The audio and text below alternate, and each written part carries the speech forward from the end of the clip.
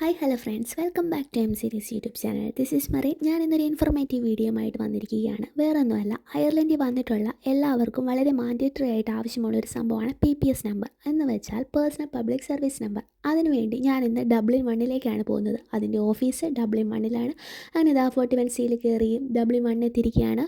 അപ്പോൾ അതാ PPSനെ കുറിച്ച് കൂടുതൽ വിവരങ്ങൾ നിങ്ങൾക്ക് അറിയണ്ടേ? ഈ നമ്പർ ഉണ്ടെങ്കിൽ മാത്രമേ നമുക്ക് അയർലൻഡിൽ പേഴ്സണൽ വെൽഫെയറും അതുപോലെ തന്നെ ബാക്കിയുള്ള എല്ലാ ആക്സസും നമ്മുടെ ടാക്സ് എല്ലാത്തിലും ഒരു കൺട്രോൾ വരണമെങ്കിൽ നമുക്ക് ഈ PPS നമ്പർ വേണം. അതിനുവേണ്ടി ഞാൻ എൻ്റെ ഓഫീസിൽ വന്നിരിക്കുകയാണ്. ആപ്ലിക്കേഷൻ സബ്മിറ്റ് ചെയ്തു. നമ്മുടെ പാസ്പോർട്ട്, നമ്മൾ താമസിക്കുന്നിടത്ത് യൂട്ടിലിറ്റി ബിൽ, അഡ്രസ് പ്രൂഫ്, ഇത്രയും കാര്യങ്ങൾ നമ്മൾ സബ്മിറ്റ് ചെയ്യേണ്ടതാണ്. വിത്തിൻ 7 to 10 days നമുക്ക് കാർഡ് ലഭ്യമാകുന്നതാണ്.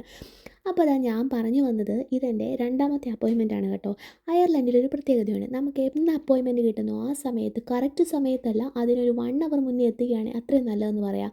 അന്ന് ഞാൻ ഫസ്റ്റത്തെ അപ്പോയിൻമെൻറ്റിന് ഡിലേ ആയതുകൊണ്ടാണ് എനിക്കത് ക്യാൻസലായിട്ട് ഇപ്പോൾ രണ്ടാമത്തെ അപ്പോയിൻമെൻറ്റ് കിട്ടിയിരിക്കുന്നത്.